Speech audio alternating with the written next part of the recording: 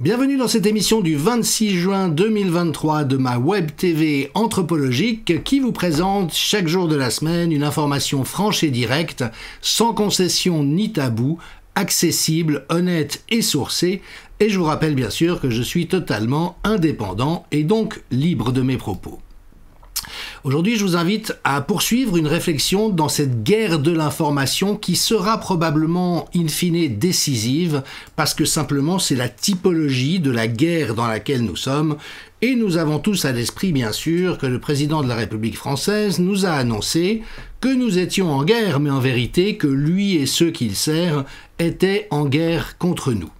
Et comme je l'ai déjà présenté à plusieurs reprises, ils ne s'arrêteront que lorsque nous les arrêterons, ils savent où ils vont et ils sont déterminés à y aller. Et donc nous avons à cultiver et faire vivre en nous, mais aussi le diffuser vers d'autres personnes, une attitude de saine opposition à l'inacceptable, à l'inhumain. Dans un jeu qui évidemment est totalement biaisé, par la collusion d'un certain nombre de pouvoirs et de contre-pouvoirs, et à vrai dire de la quasi-totalité des pouvoirs et des contre-pouvoirs. Quel média mainstream vous a expliqué dans le détail les soupçons et les plaintes pénales pour corruption qui ont été adressées, qui ont visé Ursula von der Leyen, qui a conclu des contrats pour des sommes mirobolantes hors de toutes les procédures légales? Est-ce que vous avez vu des articles dans Le Monde, dans Le Figaro, dans Libération, dans le Journal du Dimanche, dans l'Humanité? Avez-vous entendu parler qu'aux États-Unis, il y a une plainte de la part des procureurs de différents États et de tout un panel de scientifiques parmi les meilleurs dans leur domaine qui se sont vus censurer de manière systématique sur des réseaux sociaux comme Twitter, Facebook et YouTube sur commande de l'État fédéral et de l'administration Biden qui a instrumentalisé le FBI pour s'assurer que des scientifiques intègres qui ont des choses sensées à dire n'aient pas l'occasion d'adresser la conclusion de leurs analyses à la population. Quel média mainstream vous a informé que nous sommes aujourd'hui dans un complexe industriel de la censure auquel participent à la fois l'État et les organisations étatiques comme l'Union européenne, des fondations comme celles de Soros, Gates et Rockefeller, les médias dans leur ensemble et les réseaux sociaux, sans exception avant qu'Elon Musk ne rachète Twitter? Qui vous a informé de ça? Et je rappelle, techniquement, c'est un mot qui fâche un certain nombre de personnes, mais il importe d'être toujours précis que la fusion entre les intérêts privés et l'État, comme ce qui se produit actuellement au niveau de la Commission européenne, mais de toutes les organisations internationales et de nos gouvernements, s'appelle, en philosophie politique, le fascisme. Quel média mainstream vous a informé qu'il est établi aujourd'hui que Barack Obama, Hillary Clinton et Joe Biden ont conspiré pour prétendre que Donald Trump avait été en collusion avec la Russie lors de sa campagne électorale et qu'ils ont instrumentalisé les agences d'État pour perpétrer un soupçon qu'ils savaient délibérément être faux, ce qui a conduit un certain nombre de sénateurs et de représentants aux États-Unis à parler du FBI comme une organisation terroriste nationale qui a truqué une élection présidentielle. Combien d'articles cela a-t-il fait dans les journaux? Combien de reportages cela a-t-il entraîné dans les journaux télévisés? Avez-vous été informé du fait que les Lockdown Files en Angleterre ont révélé que le ministre de la Santé a été informé dès le mois de février 2020 que la létalité et la dangerosité réelle du SARS-CoV-2 ne justifiaient pas des campagnes de vaccination généralisée sur la population, et que le gouvernement en question a agi délibérément des stratégies de la terreur en commandant à des scientifiques et à des médias des verbalisations pour faire paniquer la population. Vous voyez, Philippe Parola, qui est un des grands scientifiques de l'IHU Méditerranée Infection à Marseille, lui, il dit il faut lire ces Lockdown Files, incompétence, ignorance, arrogance et propagande par la peur pour imposer des décisions restrictives au Royaume-Uni.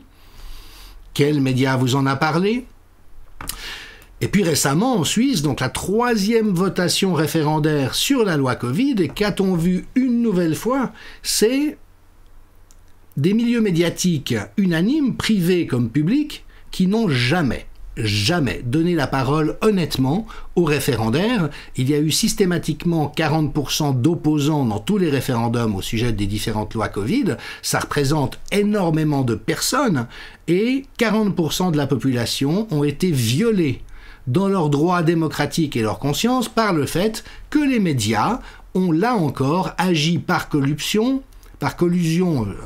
et corruption, j'ai failli mélanger, télescoper les deux termes, et donc avec cette conclusion malheureusement que sans information honnête, voter ne sert à rien. Si la population n'a pas des informations honnêtes sur ce dont il est question et des éclairages loyaux sur ce qu'il y a à comprendre, à ce moment-là, nos gouvernants, pilotés par des cabinets de conseil, ont le champ libre pour faire croire tout et n'importe quoi.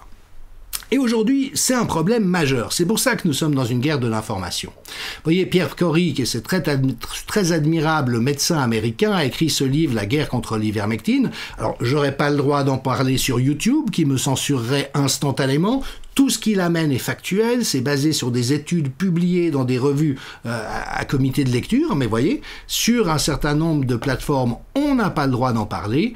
Et ce que Pierre Kory avance au-delà de la question sanitaire, qui est déjà gravissime, c'est qu'aujourd'hui, la censure des médias est dirigée contre tout sujet d'importance qui a des implications pour la société. Donc, toute l'information aujourd'hui est très largement sans valeur. J'ai maintes fois cité cet ouvrage d'un colonel à la retraite de l'armée suisse, spécialiste des services de renseignement, donc ce livre s'intitule « Gouverné par les fake news » et il montre comment toutes les informations qui ont été présentées à la population, aux populations, à des fins d'influencer l'opinion publique, sont toutes biaisées au mieux ou fausses au pire, et donc nos gouvernements, je l'ai souvent dit, sont devenus la principale source de désinformation, de fake news, de propagande et de malhonnêteté dans nos sociétés. C'est la raison pour laquelle, le 1er mai de cette année, j'ai lancé cette Web TV avec l'ambition de vous donner une information loyale et des perspectives enrichissantes par rapport à la réalité, c'est-à-dire qui permettent de mieux comprendre ce dont il est question. Et face à ce complexe industriel de la censure, face à cette collusion entre les gouvernements, les médias et les plateformes du numérique, il est essentiel de nous outiller pour lutter contre la vraie désinformation et pouvoir faire circuler de l'information véridique. Ai-je besoin de vous rappeler que la population ne croit plus aux médias ? Évidemment, ils ont tellement menti, ils se sont tellement mal comportés, mais cette méfiance désormais systématique face aux médias ne se traduit pas encore par le fait qu'on aille chercher dans la vraie presse indépendante les informations et qu'on en tienne compte dans ce qu'on accepte ou non au niveau de la population. Alors je rappelle très brièvement que j'ai eu une vie avant le Covid. Vous voyez, dès les années 90, j'ai été actif en santé publique, faisant un ensemble de travaux absolument passionnants. J'ai peu inscrit mon activité dans l'univers académique. J'ai été très souvent invité à enseigner, à présenter le fruit de mes travaux dans des universités et des hautes écoles en santé, donc ça a suscité de l'intérêt, mais j'ai travaillé sur le terrain. Je préfère de loin être au contact des réalités que dans des univers un petit peu coupés de ces réalités. Et donc vous voyez, avec un ensemble d'activités dans des projets novateurs en santé communautaire et en santé publique. Et vous voyez par exemple, petit rappel, qu'en l'an 2000, je participais bien sûr déjà à des congrès d'anthropologie médicale en tant qu'anthropologue et que j'étais qualifié, je suis désolé, ça va faire râler certains, mais ma foi, d'anthropologue de réputation mondiale, donc en l'an 2000-2002, j'étais passablement plus jeune qu'aujourd'hui. J'ai eu évidemment une très longue carrière en santé publique que je ne vais pas vous raconter, mais sachez que j'ai été invité probablement à peu près 300 fois sur les chaînes de télévision suisses, françaises et belges, ainsi que dans les colonnes des journaux et des magazines, pour porter des regards évidemment sur des questions avant tout de santé publique, et tout ça jusqu'à ce que la crise Covid arrive, où tout d'un coup, j'ai été dépossédé, dépouillé publiquement de mon expertise. Mais bon, si on arrive à faire passer des sommités comme les professeurs Raoult et Perron ou Alexandra Henrion-Caude comme des charlatans, bon, finalement, l'expert en santé publique que je suis doit au moins s'attendre à connaître pareil sort. Cela dit, je rappelle qu'étymologiquement, expertise, ça veut dire qui a fait ses preuves. Voilà, qui a une connaissance validée par l'expérience et qui tient la route. Donc, au printemps 2020, s'est posé pour moi la question des risques que j'étais prêt à prendre pour réagir au non-sens qui était en train d'arriver. Et donc, je suis monté au créneau avec des prises de parole écrites ou audiovisuelles qui tout de suite ont eu une forte répercussion. Mon article du 18 mars 2020, Covid-19, fin de partie, a recueilli en tout 6 à 7 millions de lectures en étant traduit dans une quinzaine de langues. Et je rappelle que si on avait appliqué les préconisations des professeurs Raoult et Perron, ça aurait été fin de partie. Et puis, prise de parole sur un site athlé.ch au mois d'avril 2020, dont je me permets de jouer un extrait, parce que c'est toujours intéressant de se pencher en arrière et de voir qu'est-ce que j'ai dit à ce moment-là, qu'est-ce qui était déjà connaissable. Et donc voici ce que j'exprimais au mois d'avril 2020. D'après ce qu'on sait aujourd'hui, les caractéristiques de l'épidémie de Covid en termes de contagiosité, de dangerosité et de létalité sont exactement les mêmes en termes d'ordre de grandeur que les épidémies d'influenza qu'on a année après année. Ni plus ni moins. Ce qui est rassurant quand même. Et puis, depuis le début, on a ce traitement médiatique assez halluciné qui en fait une espèce de catastrophe apocalyptique avec un ensemble d'indicateurs qui sont balancés à la face des gens et dont j'ai dit depuis le début, vous feriez la même chose avec la grippe année après année ou avec les cancers ou avec les maladies cardiovasculaires, vous généreriez le même état de terreur dans la population. Ça, c'est une chose. Et puis la deuxième, c'est qu'il y a effectivement une mortalité très importante dans nos pays, plus que partout ailleurs, avec un discours de la part des autorités qui est intenable sur le plan scientifique, qui est le fait de dire « heureusement qu'on a confiné les gens, regardez le nombre de morts que ça génère, puis si on ne l'avait pas fait, il y aurait encore plus de morts ». Alors qu'une analyse scientifique de la situation montre que les pays où les taux de mortalité ont été les plus faibles, et je rappelle quand même qu'en Corée du Sud, le taux de mortalité était de 4 par million d'habitants. En Suisse, actuellement, on est à 180. En Espagne, on est à 400. Donc, vous voyez l'ordre de grandeur. Il y a 100 fois plus de morts proportionnellement en Espagne qu'en Corée. Toute l'épidémiologie infectieuse nous apprend que ce qu'on a fait est l'inverse de ce qu'il fallait faire. Il ne faut surtout pas confiner l'ensemble de la population comme on l'a fait. Il faut dépister très rapidement pour voir quelles sont les personnes contagieuses et elles les isoler le temps qu'elles ne le soient plus. Et si jamais on fait ça, l'épidémie passe en quelques semaines sans faire de dégâts. Nous, on a fait tout l'inverse, avec des pertes massives. Donc ce que je dis, c'est que l'essentiel des morts du Covid sont des morts politiques. Sont des morts comme conséquence d'une politique sanitaire imbécile et létale. Donc ça a tué des milliers de personnes. Des décès évitables si on avait réagi intelligemment, et des autorités qui viennent nous dire d'une manière mais scandaleuse, regardez à quel point le virus est dangereux. Alors de nouveau qu'il n'est pas plus dangereux que le virus de la grippe. Donc on marche vraiment sur la tête, on est dans des zones de malhonnêteté intellectuelle, et à mon sens même de perversité.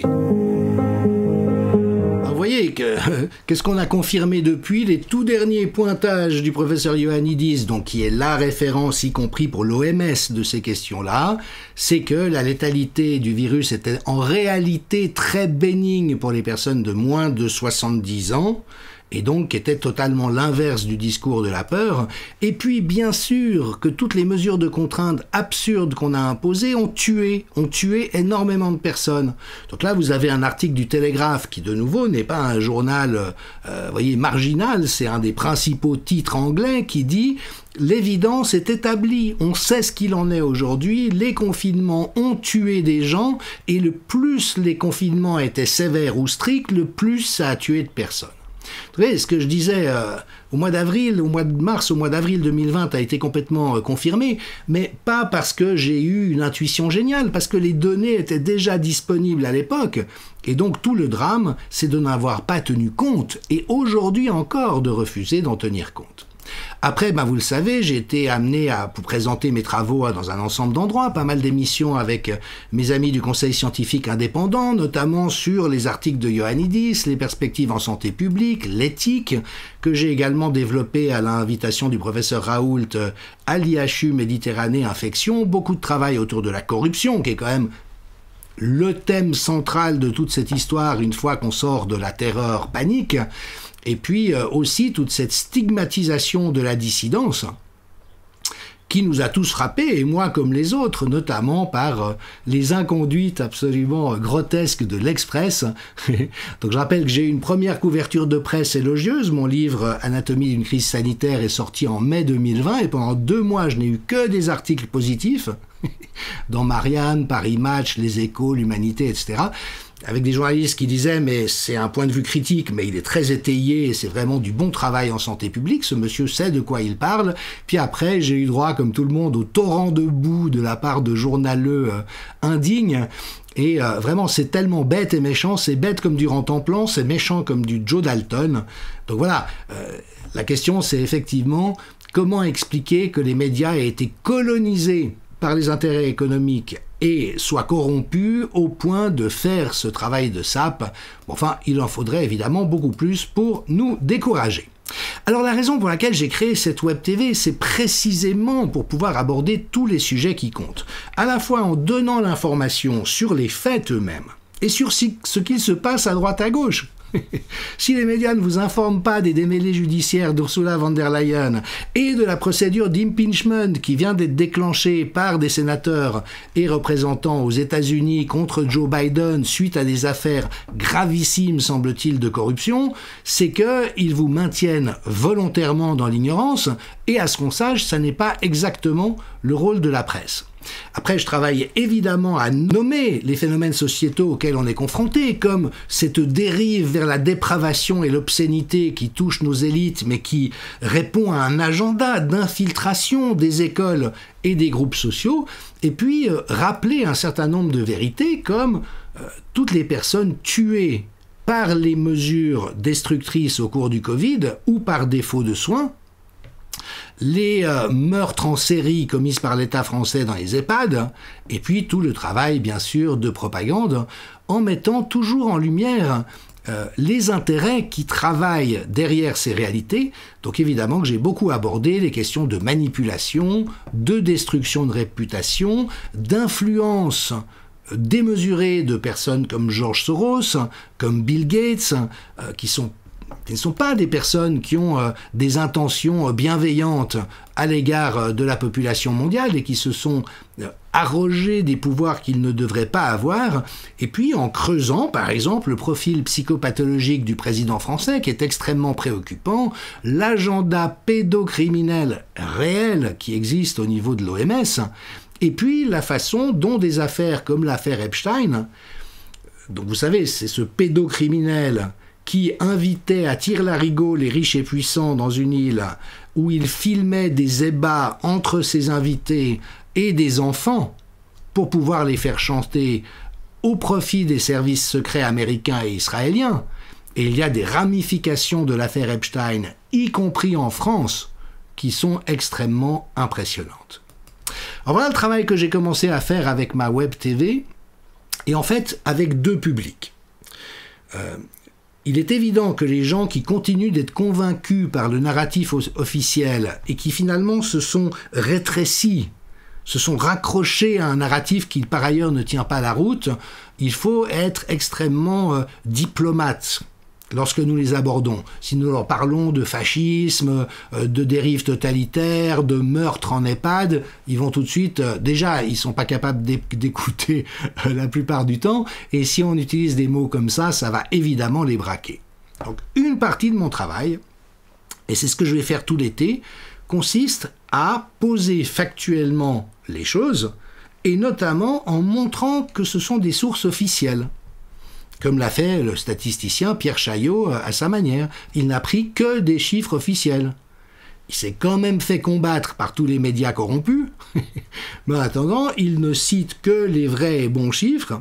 Et donc, si effectivement on s'adresse aux gens en disant « ben, voilà ce qu'on vous a raconté, il était normal d'y croire », maintenant, si on se penche sur la réalité des choses, qu'en est-il? Et voilà les données officielles, voilà la science qui est publiée dans les revues médicales, évidemment que nous avons une chance de progressivement leur faire ouvrir les yeux sur ce qu'il y a à voir. Une autre partie de ma production est beaucoup plus combative, évidemment, parce qu'il y a ce différentiel que j'ai souvent nommé, où les gens qui ont cru à ce que les autorités leur ont raconté, qui ont cru être en danger de mort, qu'il fallait absolument se terrer chez soi, se masquer, accepter tout, que rien ne pouvait les aider et que seule l'injection miracle pouvait les sauver, sont des gens qui n'ont pas bougé sur le plan de leur compréhension et de leur cognition depuis 3 ans. Ils sont restés scotchés. C'est la même histoire. Hein, le grand méchant loup est là, il nous menace, nos autorités, papa, maman nous protègent et il ne faut surtout pas mettre en cause ce qu'ils disent, alors que toutes les personnes qui ont compris qu'il y avait autre chose dans l'affaire se sont renseignées et sont devenues des puits de science, de compréhension et de connaissances en comparaison avec eux. Donc l'autre partie de ma production vise les gens qui ont déjà compris, mais parce qu'il faut que nous continuions à grandir dans notre compréhension. Et d'ailleurs, un révélateur, si tant est que nous ayons besoin de cela, de cette réalité de la discrépance, ce décalage entre ceux qui sont restés prisonniers des narrations et nous, c'est qu'ils refusent tout débat. Et évidemment, mettez-nous face à un Olivier Véran, un Alain Berset, un Bill Gates, ils ne tiennent pas 2 minutes. Pourquoi? Parce que nous avons tous les éléments à disposition et nous pouvons les montrer et nous savons de quoi nous parlons. Et donc voilà, mon travail consiste à jouer sur les 2 plans, avec bien sûr des vidéos qui vont être relativement accessibles et donc on peut partager avec des gens qui n'ont pas encore compris si tant est qu'elles soient intéressées, et puis d'autres qu'il faut réserver pour nous. Cet été, je l'ai indiqué, je vais lancer toute une série, le Covid non censuré, au long de 8 semaines par capsule quotidienne de 10 minutes. Je vais reprendre précisément toutes les données officielles et la vraie science sur ce qu'il s'est passé. Vous avez vu, on savait d'emblée qu'il ne fallait pas confiner. Les plans de l'OMS de 2006 et celui de 2019 disaient il ne faut surtout pas confiner en cas de pandémie respiratoire. En plus, ça n'est pas une pandémie. Une vraie pandémie, elle menace tout le monde. Vous pouvez mourir, enfant, jeune homme, dans l'âge mûr ou âgé. Avec le Covid-19, ça n'a tué de manière inhabituelle que des gens déjà très gravement malades ou à l'article de la mort. Ça n'était pas une pandémie, c'est une syndémie. C'est le terme technique pour dire c'est une maladie qui ne touche que des gens déjà malades, que certaines catégories de la population déjà malades. Et donc, dans ces 8 semaines, dans 40 épisodes, je vais repasser d'une manière extrêmement posée, calme, factuelle, non confrontationnelle, ces éléments-là. Quelle a été la létalité réelle du Covid et que pouvions-nous en dire à quel moment? Les hôpitaux ont-ils été engorgés? Est-il vrai qu'il n'y avait aucun traitement disponible? L'injection génique expérimentale a-t-elle été mise sur le marché sur la base, effectivement, de données convaincantes et d'études bien faites? Est-ce que c'est vrai que c'était sûr et efficace? Est-ce que les mesures adoptées ont généré des dégâts pires que ce qu'elles étaient censées prévenir? Comment est-ce que les pays qui n'ont pas imposé toutes ces mesures, comparables aux nôtres, s'en sont sortis? Vous voyez, pour toujours être dans ce narratif, on vous a dit ça et vous l'avez cru de bonne foi. Maintenant, qu'en est-il et que sait-on aujourd'hui de ce qu'il en est? Et comme ça, pour faire des capsules qui soient effectivement relativement ergonomiques dans leur manière de rejoindre des personnes qui, bien sûr, c'est le préalable, sont susceptibles ou capables de se poser des questions. Et donc, pour moi, il faut inlassablement continuer dans cette voie. Mathias Desmet, qui est professeur de psychologie à l'université de Gand, qui a été un des grands décrypteurs de la dérive collective, de ce qu'il a appelé la formation de masse, a, de manière répétée, exprimé cette conviction. Il dit, je le cite, « Je le constate, à mesure que les pouvoirs se déchaînent de manière déstructurée, Dieu sait si on a vu ça, de plus en plus de gens s'interrogent et rejoignent même la résistance. » Et il ajoute « Le totalitarisme s'auto-détruit toujours à la fin. » Quand vous comprenez ça, vous comprenez que si vous appartenez au groupe qui ne suit pas les moutons, qui ne suit pas la masse, c'est au fond une question d'endurance. Laisser la masse se fatiguer pour qu'elle se fatigue et que finalement elle réalise son erreur, c'est ça la façon de faire, et donc c'est aussi faire en sorte de continuer à parler, convaincre, ne rien lâcher. C'est dire, poursuit-il, qu'il faut rester sur nos positions, continuer à parler et finalement la masse va comprendre les contradictions et finir par changer de bord. Le petit groupe passe à travers une évolution psychologique très très rapide. Le petit groupe, c'est-à-dire nous, devient mentalement très fort et à force de résister, on devient de plus en plus fort et éventuellement, c'est cette force que nous construisons ensemble qui nous donne à un moment donné une ascendance sociale. C'est-à-dire qu'écoutant Olivier Véran et nous, les gens se rendent compte qu'il y a une vraie autorité et une vraie parole sensée d'un côté et un manipulateur menteur pathologique de l'autre. C'est pourquoi je lance un appel à soutien. Soutenez-nous pour que nous puissions continuer à vous soutenir avec de l'information de qualité, honnête, franche, sourcée, celle qui permet de mieux comprendre la réalité des choses, de savoir ce qu'il y a à savoir, et puis de continuer cet effort de sensibiliser un ensemble de personnes qui ont été captivées par une hypnose collective et un narratif malsain à progressivement ouvrir les yeux. Je ne suis que trop conscient de l'attaque qui a été menée par nos gouvernements et les pouvoirs qu'ils servent contre les populations, notamment dans le sens de les appauvrir. Et c'est pourquoi, sur cette offre en ligne, il y a des formules d'abonnement à partir de 1 € par mois ou la possibilité pour les personnes qui le souhaitent de donner le montant de leur choix. Il est essentiel de nous adapter aux réalités matérielles de chacune et de chacun, mais si toutefois il vous est possible de soutenir cet effort, d'ores et déjà, merci, car l'aventure est loin d'être terminée et nous avons à ne renoncer à rien, à ne rien lâcher tout au long de ce chemin qui promet, hélas, d'être encore un peu long. Je terminerai avec encore une considération. L'important pour moi est que cette information circule. La vérité est qu'il n'y a pas, à l'heure actuelle, de modèle économique très utilisable pour la presse indépendante, comme l'effort que je fais. Je ne veux pas amener de la publicité, donc je vais continuer à faire de toute manière circuler cette information. Vous la trouverez sur YouTube, ce qui ne me censure pas, Facebook, Twitter, Odyssée, Telegram. Le flux de production ne cessera pas parce que le plus important, c'est que ça circule et que ça nous renforce, nous, et que ça se diffuse vers des gens qui ont encore à ouvrir les yeux. Par contre, sur ce site jdmichel.tv, vous trouverez l'intégrale des émissions classées par date et par mots-clés. Donc vous pouvez sur n'importe quel sujet ressortir toutes les émissions qui en parlent. Et puis il y aura également un ensemble de bonus comme des conférences que j'ai données dans beaucoup de cercles et d'endroits, des présentations thématiques sur des sujets en particulier. Et donc en vous abonnant ou en faisant une donation libre de votre choix sur mon site, eh bien vous soutenez cet effort que je fais et donc dans cette circularité, tant que nous sommes ensemble et que nous nous aidons mutuellement à aller de l'avant, il reste un espoir et même la conviction que de toute manière, à la fin, nous serons les plus forts et nous sortirons vainqueurs de cette tentative de coup d'État mondial. Je vous remercie et n'hésitez pas à aller regarder le site jdmichel.tv.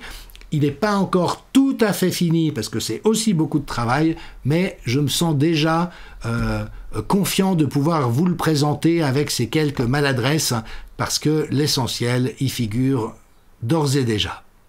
Merci, à demain.